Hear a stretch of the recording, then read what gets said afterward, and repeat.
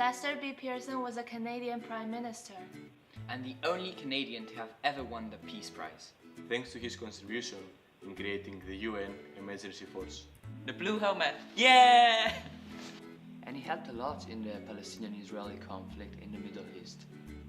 When I think of Lester B. Pearson, I think of all the remarkable changes he brought to our educational system. I admire his advocacy for a more connected and peaceful world. He inspired the creation of the college. His life is one of the main reasons why this school was built. Pearson College is a national memorial built in his honor. Plus, his name has a lot of words in it, like pear and sun. He was a revolutionary. And ear and ears and on. Yeah. He was a peacemaker. He left a wonderful legacy. He left a wonderful legacy. And I think of the immense love that he had for his family. He taught us that there can be no peace without understanding each other. And how can we understand each other if we don't know each other? If we don't know each other. Today's Canada is Pearson's Canada. And he's the reason why we are here. And I'm very, very grateful.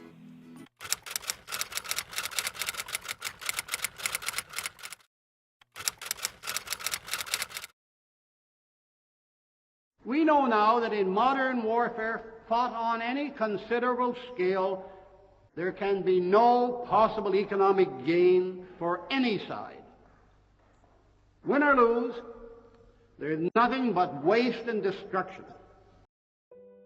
The United World College movement has its roots in the aftermath of the two world wars.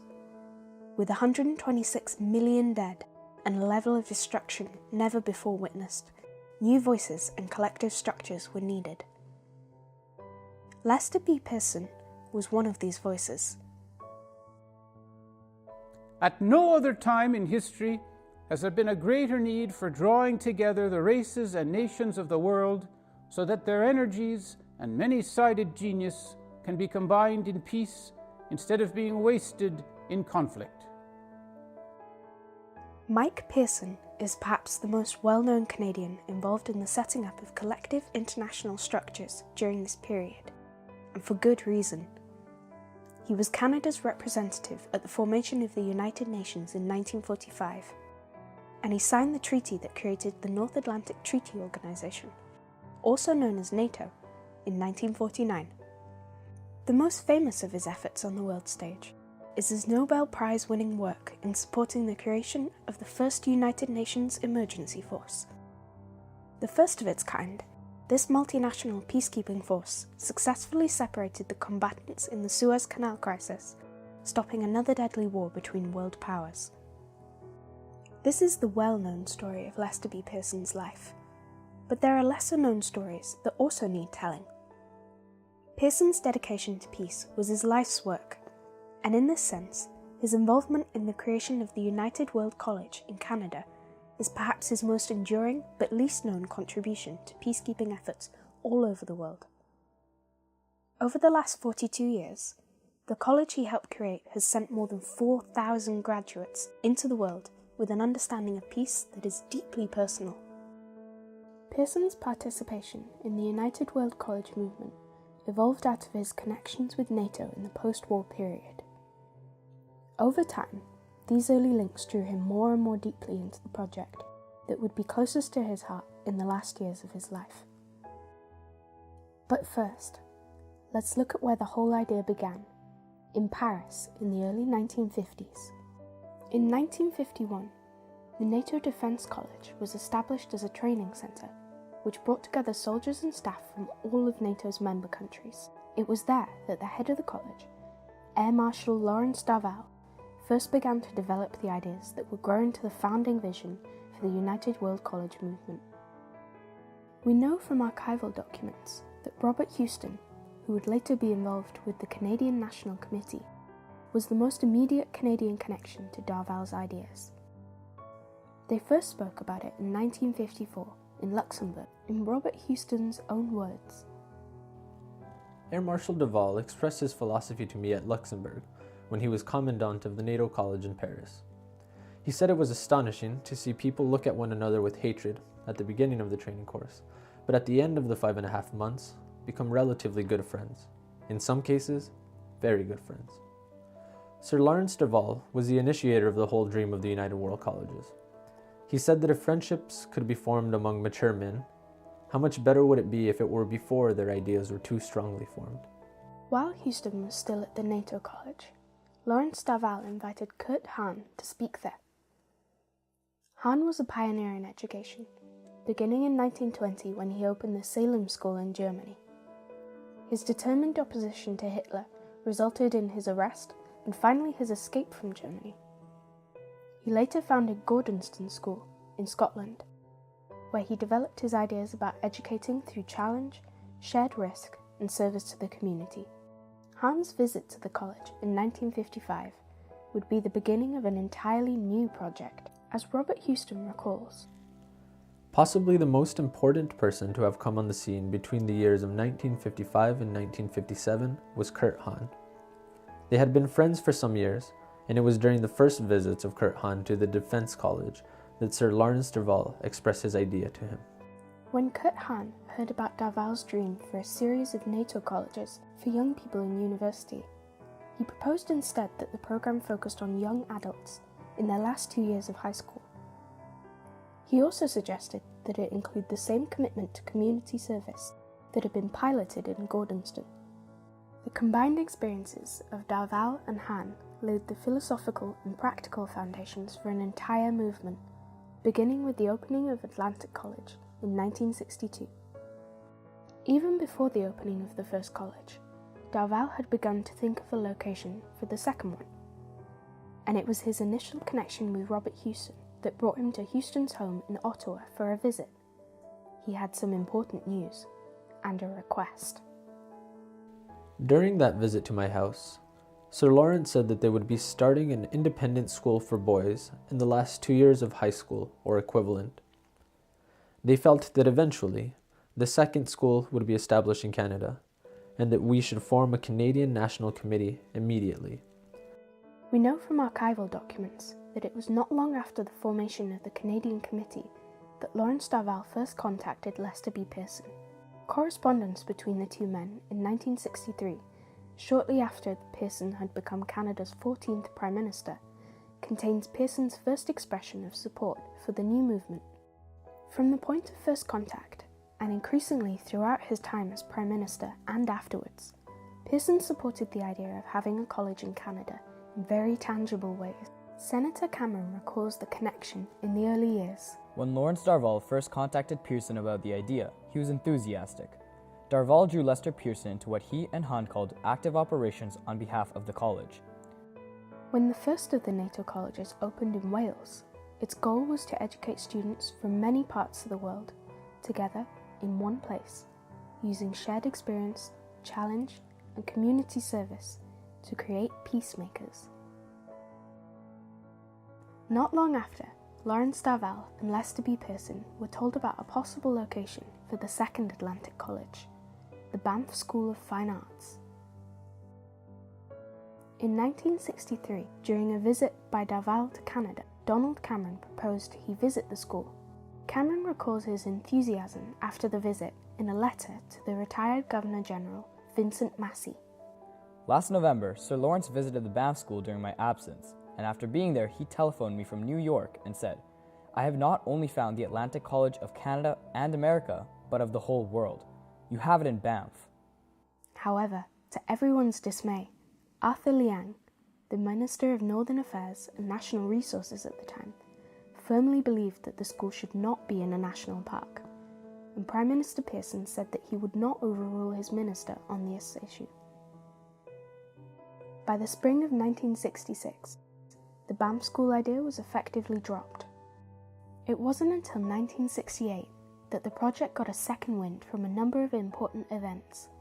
Earl Mountbatten became the president of the International Council and changed the name of the movement to the United World Colleges, expanding its reach beyond NATO countries. Mountbatten had become an important catalyst to the now worldwide movement by raising funds, establishing more national committees in non-NATO countries, and becoming personally involved in the founding of the new college in Canada and Singapore. This was also the year that Mike Pearson, now retired, and his wife Marion visited the Atlantic College in Wales. Upon their return, Mrs. Pearson encouraged her husband to support the establishment of a similar school in Canada. He took up the challenge by becoming honorary chairman of the college founding committee in 1968. It was also around this time that the proposed name changed from Atlantic College to Pacific College. In the same year, George Kitchen, the new chairman of the Canadian Founding Committee, got a lead on another possible site, Royal Roads Military College on Vancouver Island. According to Kitching's recollections, I went up to Ottawa and spoke with General Allard, who was at the time Chief of Staff of Defence. After 2 full hours, where we inspected 1 or 2 other sites in the Ottawa area, he finally told me, "You can have Royal Roads." Unfortunately, Allard was replaced a few months later, and his plans were overturned. Once again, locating a site for the new college had failed, despite the best efforts of everyone involved. In 1969, the Americans joined in the project with the formation of a joint Canadian-American founding committee. In 1970, Lester B. Pearson held a meeting in Ottawa, where he proposed that a headmaster for the new college be hired immediately. He felt that the energy and commitment needed to start the college required a directing figure's full-time efforts. In 1970, Jack Matthews was hired. Matthews would serve as Pearson College's founding director and headmaster from 1972 through to 1982. Unfortunately, soon after he came on board, the Canadian Committee was in dire financial straits. Promised funding had not come through, and the Toronto office was in considerable debt. Lester B. Pearson's pragmatic and timely intervention stopped the office from closing. Jack Matthews told the story of this important moment in a 1981 interview with a student at the college. At one time we were $40,000 in debt. There was really no possibility of raising that money. I went down to see Mr. Pearson, and there was a meeting with Ken Rotenberg, Bill Tarrant, Bob Houston was there as well. Mr. Pearson said, "Gentlemen, one of the hardest things to find is a really good idea." He said, "The United World Colleges is a good idea. And the second thing that's very difficult to find is someone who can take a good idea and put it into action, make it work." And I said, "We have Jack Matthews here, and I think he can do that." So all we're faced with is a financial problem. We need $60,000 in the next 2 weeks. I'm going to leave you fellows to work out that little thing. And he turned around and walked out of the room. Pearson did indeed leave the room, and he did not return. He didn't need to. Hartland Molson, Bill Tarrant, and Ken Rottenberg immediately committed themselves to raising the money needed to keep the offices open.